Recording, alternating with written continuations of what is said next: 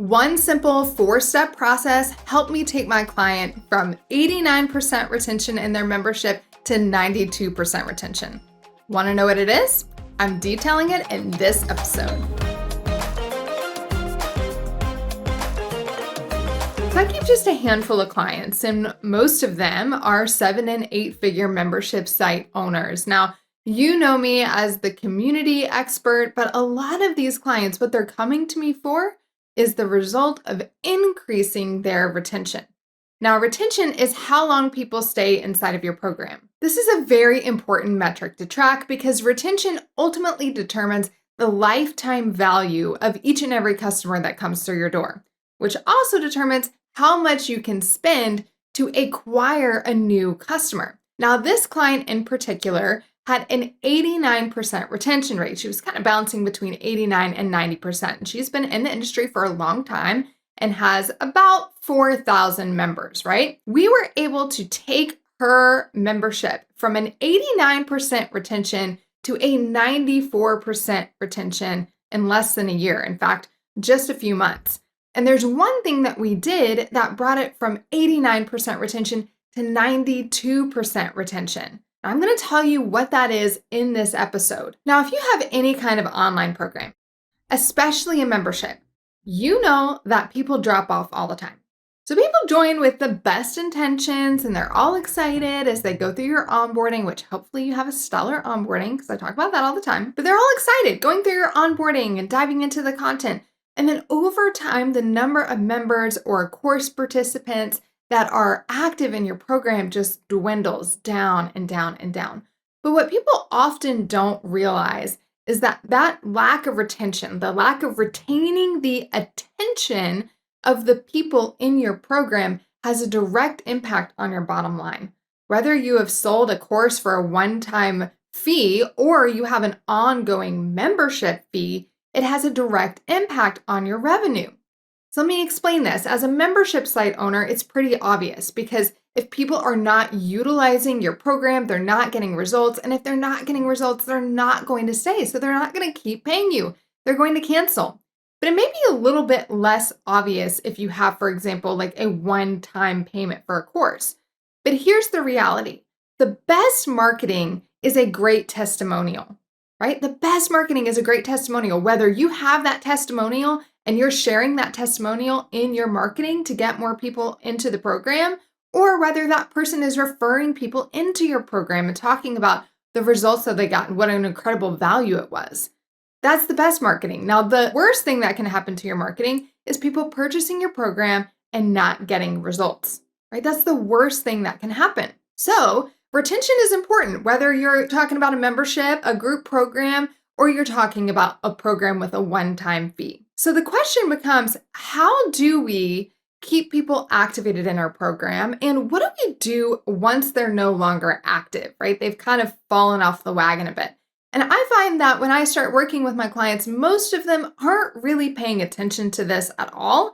And so it's one of our biggest opportunities that we have to increase their retention rate. So just like I do with all of my clients, but this client in particular, we came up with a targeted reactivation campaign. So what does that mean? Well, that means that we're identifying the people in their community that are no longer active, and we're doing some type of outreach to them to try and re-engage them. It sounds pretty simple, but I want to break it down for you because, like I said, this took them from an 89% retention rate to a 92% retention rate in 1 month's time. Now, there's lots of other factors contributing. This wasn't the only thing that we were working on. I assure you it wasn't. But I know that this had a direct impact. And here's how I know. We were actually tracking the numbers. So in particularly for them, we had a few different buckets. And one of those buckets was people who had logged in within the last 45 days. We called this our green bucket. So if any member had logged into their membership site in the last 45 days, they were in the green bucket. They had 1,469 people before this campaign, 1,469 people that had logged in the last 45 days. Again, this is out of about 4,000 people. And you may be saying like, wow, more than half of the people haven't logged in the last 45 days. Well, this is actually pretty common, especially for somebody that has had a membership for as many years as this individual has. So, we put together a campaign where we were going to reach out to anybody that had not logged in the last 45 days. And we bucketed them depending on how long it had been since they had logged in. And we did 2 different reach outs to those people that needed to be reactivated. So, what was the result of this basic email campaign? Mind you, it was just an email campaign that went out to these individuals. What was the result? They had 2,082 people a month after that reactivation campaign who were in that green bucket. So we went from 1,469 members who had logged in the last 45 days to 2,082 members that had logged in the last 45 days. That is a 41% increase, my friends, from just a couple of emails. Just a couple of emails, a 41% increase. So I know that that had a direct impact on their retention rate.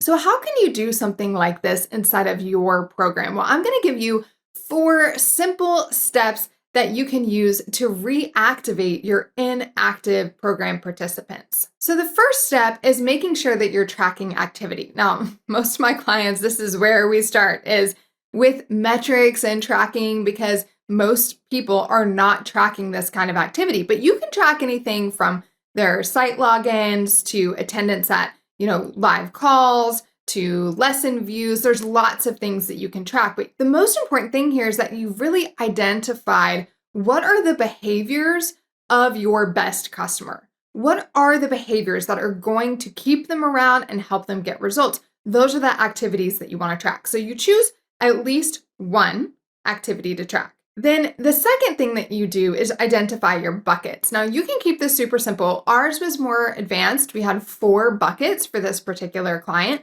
but you can have just 2 buckets. You need at least 2 because you got people who are doing the thing and people who aren't doing the thing. So here's an example. Just like in this case, we wanted people to have logged in the last 45 days. So we had the bucket of people that had logged in the last 45 days. That was our green bucket. This is the behavior that we wanted. And then we had the bucket of people that had not. So it had been greater than 45 days since they had logged in. And you'll do the same thing. If you just want to just do a very simple bucketing, it's have they done this thing that I want them to do? Whether that's attend this event, view a lesson within so many days, whatever that might be. And then the people who haven't done that. Pretty black and white there, okay? So you've decided the activity you're tracking, you've identified your buckets. And the third thing is to get people a compelling reason to re-engage. Oftentimes I have people want to do these reactivation campaigns and I'm like, okay, so what's in it for them? Why should they step back in? Because clearly the basics of what you were doing weren't compelling enough to keep them around. So what's going to be compelling enough to bring them back? And we come up with, if we need to, some type of reason for them to re-engage, something exciting. Maybe it's a new feature inside of the program. Maybe it's a new training, or you're just going to be doing a training live or a special Q&A. Maybe you're having a live event. Maybe you add a special bonus, or maybe you just do a challenge, right? There's lots of things that you can do. And chances are there's something coming up inside of your program already that you can leverage as this compelling reason. And this is what the case was for my client. They were launching a new deliverable inside of their program, a very specific thing inside of their members area that was a huge asset. And we were doing some live events around that particular launch. And so that was a compelling reason to give people to come back. It was something exciting for us to talk about and for them to participate in. So you need something as well, something compelling for them to re-engage. The fourth step is to then reach out, right? We've tracked the activity, we've identified the people and put them in their bucket. We have a compelling reason for them to re-engage. So now we're actually going to reach out with a graceful invitation. Why graceful invitation? Well, let me just tell you something, and this is really a pro tip for you. Mindset is one of the biggest factors anytime you're dealing with customer activation and engagement. Mindset is what you need to be thinking about, because chances are it was a limiting belief or a core objection that they have or a life situation that got in the way that kept them out of your program. and they've probably thought a few times about coming back. I mean, they're paying you. They've paid for this investment. You can't tell me that they're not thinking like, I should be doing this. I should go back. I should participate in this. I should show up for that. But they have shoulded themselves into this like cave of shame that they cannot come out of.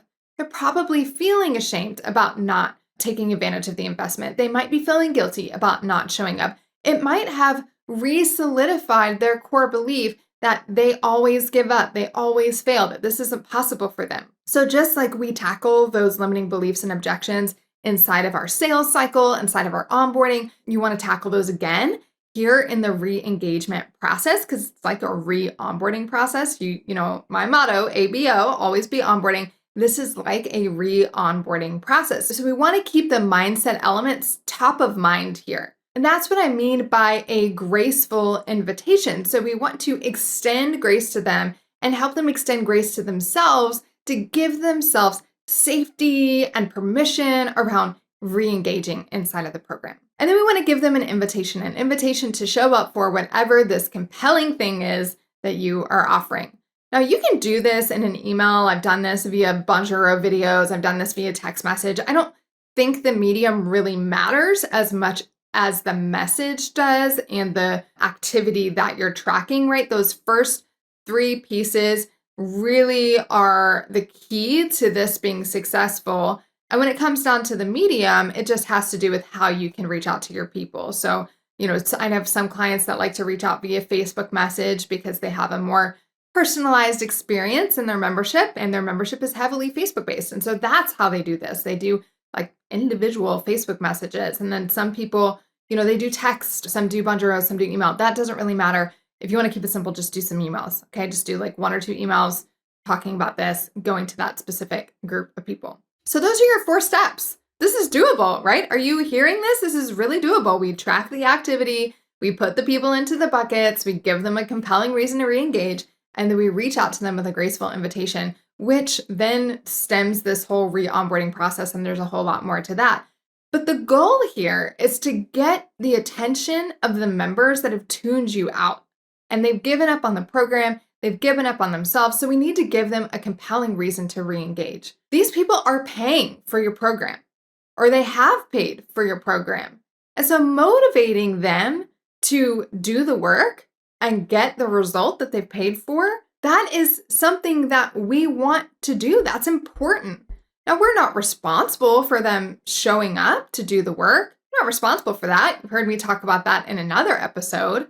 But we do want to make sure that we are giving people the best opportunity possible to get results from our program, because not only does it serve us, but it serves them as well. So if you haven't done a reactivation campaign before, I want to encourage you to do one using these 4 simple steps. Track the activity, identify the buckets, give them a compelling reason to re-engage, and then reach out with a graceful invitation. And when you do, please reach out to me and let me know how it goes. You can find me on Instagram at Shana Speaks. And I would love to hear from you and hear how this has impacted and benefited not only your business, but the customers that you serve. If you know somebody with an online program, would you do me a favor and do them a favor and share this episode with them? Because if my 7 and 8 figure clients aren't doing this, I guarantee you that most business owners aren't taking advantage of this opportunity. So share this with them. It would be a gift to them, and it would be a gift to me as well.